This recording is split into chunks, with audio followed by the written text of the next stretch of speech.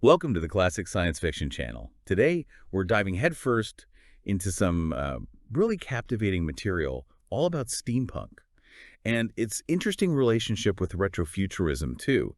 You shared a fantastic collection of sources, and we're going to explore how this genre, well, how it flips the script on the Industrial Revolution Yeah. and what its unique blend of old and new, what it tells us. Absolutely. And the material you've pulled together, it really gives us a 360-degree view, doesn't it? We've got academic papers digging into the culture, the literature, even how it plays out in practice. Yeah, and there's a whole magazine in there, too, right, dedicated to the subculture. That's right. Plus the Wikipedia entry, which is always a useful starting point. It's a great mix to really unpack what makes steampunk, well, steampunk. Exactly. So our mission today, let's say, is to really try and nail down the core of it. What are the key ingredients, the big ideas, and maybe why it keeps firing up people's imaginations. We'll look at how it reimagines history, its unique take on technology, and how it shows up everywhere. Art, fashion. Sound like a plan. Okay, so to get the gears turning, how would you actually define steampunk if someone's just bumping into the term? Right. Well, at its heart, steampunk is usually seen as a subgenre. Science fiction, fantasy, sometimes a mix. The key thing, the real identifier, is that it features these advanced-looking machines and fictional technologies. Okay. But, and this is the crucial part, they're grounded in 19th century steam power. Visually, anyway. Ah, right. So lots of intricate gears, brass, that whole Victorian vibe, Yeah. but applied to really advanced, almost fantastical tech. Precisely. You've got it. And often, the way it achieves this is through alternate history. So instead of jumping way into the future, like, say, cyberpunk, Yeah. steampunk looks back. It explores these different paths technology or society might have taken back in the 1800s. Okay, that's fascinating. And that's where the retrofuturism comes in, I guess. I mean, I picture these huge, elaborate airships, Definitely. almost like flying buildings, powered by, well, who knows what. They feel old, but Yeah. incredibly advanced simultaneously. That's a perfect example. You've nailed a core element there. Retrofuturism in steampunk often manifests that kind of familiar yet antiquated-looking tech. Those amazing airships, elaborate clockwork machines, they represent how people in the 19th century might have imagined the future. Mm-hmm. It's that blend, historical style, imagined technological leaps.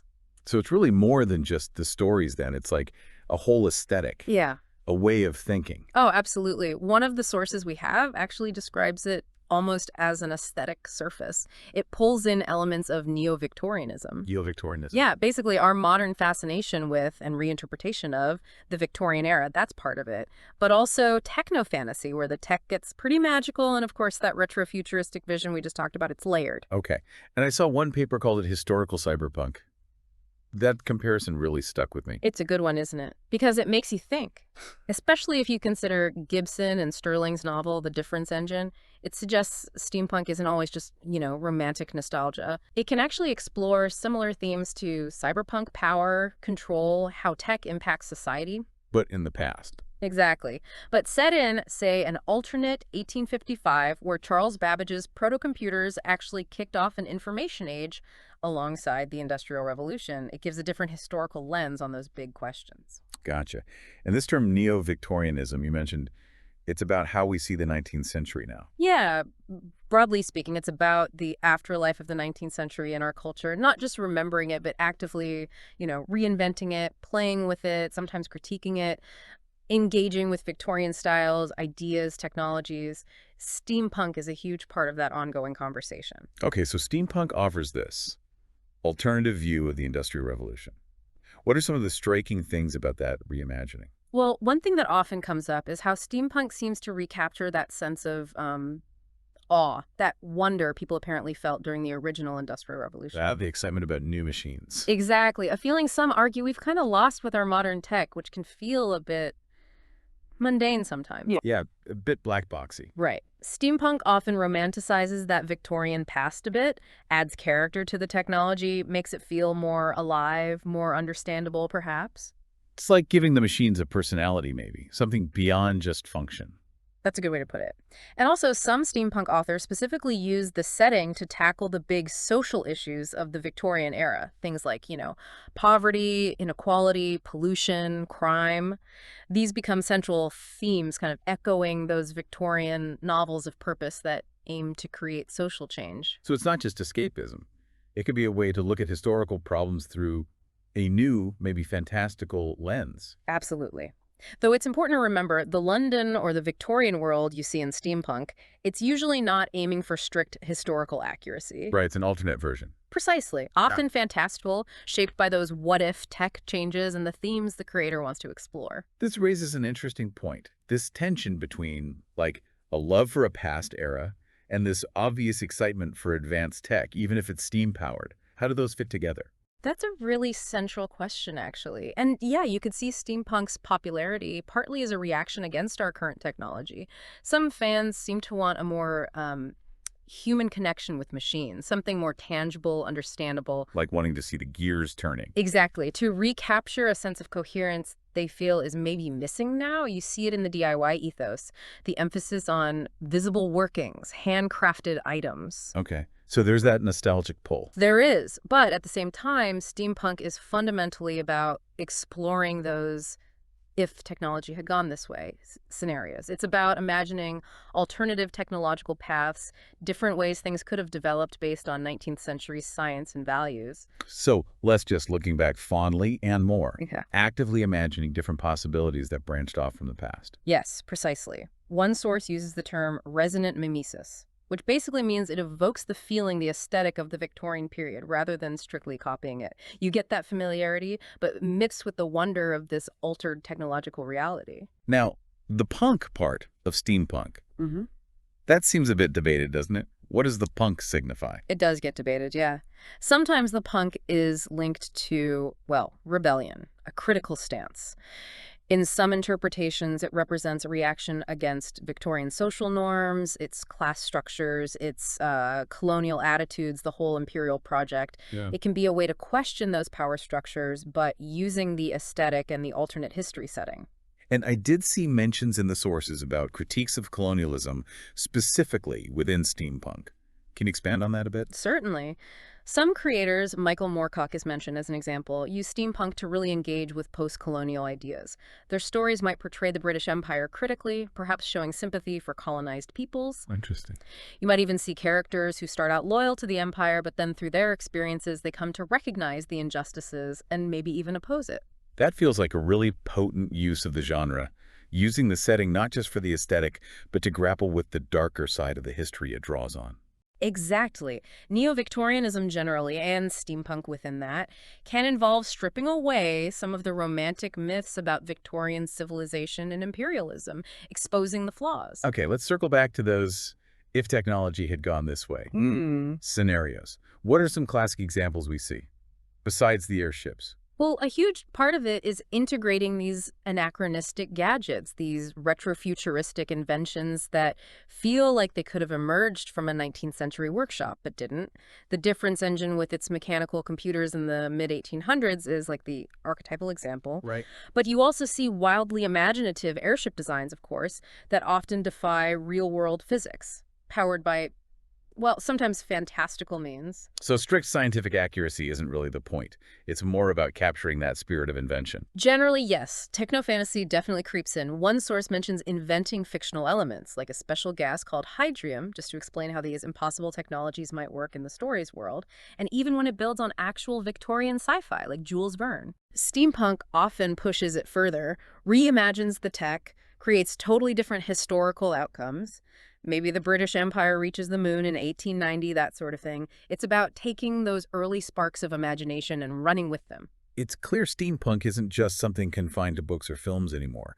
It's really exploded into this vibrant cultural movement, hasn't it, with a very distinct look. Oh, absolutely. It's evolved way beyond literature. It's a thriving subculture. People bring these worlds to life through art, fashion, music, big conventions, and something they often call steamplay. Steamplay. Right. Like cosplay, but steampunk. Exactly.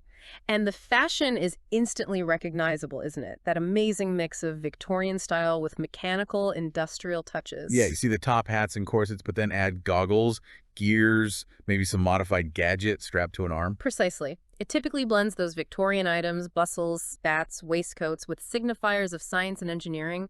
Goggles are almost mandatory. It's like Victorian formal wear met a mad inventor's workshop. That's a great way to put it. And customization is absolutely key. People often create unique steampunk personas, characters with backstories, Okay. and their outfits reflect that character. Right. There are workshops, events, making things, modding things is huge in the community. That whole DIY maker culture seems really central to it. It really is. There's this idea of reviving handcrafted, unique items, a contrast to mass-produced modern fashion. It's about individual expression. Mm. And you even see different styles within the fashion. There's steam gear, which is more practical maybe for a tinkerer character using salvaged-looking tech. Right. And then maybe something like a street urchin or chimney sweep style, which can look more distressed, functional, maybe a bit more, well, punk. That sounds incredibly creative. Yeah. A very involved community. It seems to be, and Right. that creativity spills over into other media too, beyond just fashion and literature. Like what else? I know some films have a definite steampunk vibe visually. For sure. Film's been influenced. You have early things like Carol Zeman's The Fabulous World of Jules Verne back in the 50s, which look like engravings come to life. And more recently, people often point to Hayao Miyazaki's anime. Films like Laputa, Castle in the Sky, or Howl's Moving Castle. Oh yeah, definitely. Those flying machines. Exactly. They capture that blend of fantastical tech and adventure perfectly. Music's another big area. Steampunk music, how does that work? Well, it's diverse. Artists mix genres, could be rock, folk, cabaret, electronic, but add theatrical performances, Victorian aesthetics, often narrative storytelling in the songs. Bands like Vernian Process or Steam-Powered Giraffe are often mentioned. Huh. That's something new to check out. It's a whole scene. And the influence even shows up in physical spaces, like the Arts et Métiers metro station in Paris. I've seen pictures. It looks like the inside of a submarine, right? Yeah, like Verne's Nautilus. Brass, portholes, huge gears. And there was the Steampunk Treehouse, an art piece that ended up at a brewery. It makes the aesthetic tangible. And finally, things like Steampunk Magazine are crucial. They act as hubs, showcasing stories, art, fashion, building that sense of community. Okay, wow. So let's try and Yeah. distill this. Stepping back and looking at all these sources, it's really clear. Steampunk is way more than just, gears and goggles. Right. It seems like a really fascinating lens for looking at history and technology, even our own place in the world now. Mm-hmm. It lets people engage with the Victorian era in this playful way, but sometimes quite critically too, reimagining its potential, questioning its legacy. And I think that's where it gets really interesting. Its enduring appeal seems to be that blend. It mixes the familiar, the historical setting with the utterly fantastical. So you get this hit of nostalgia, maybe for a past that never quite was, but also the sense of boundless hope for different kinds of futures, different technological paths. Yeah. And the creativity, the community aspect, especially around the fashion and making things, that really seems to point to a desire for, I don't know, individuality, tangible connection, especially in our very digital age. So thinking about you, our listener, what's the takeaway?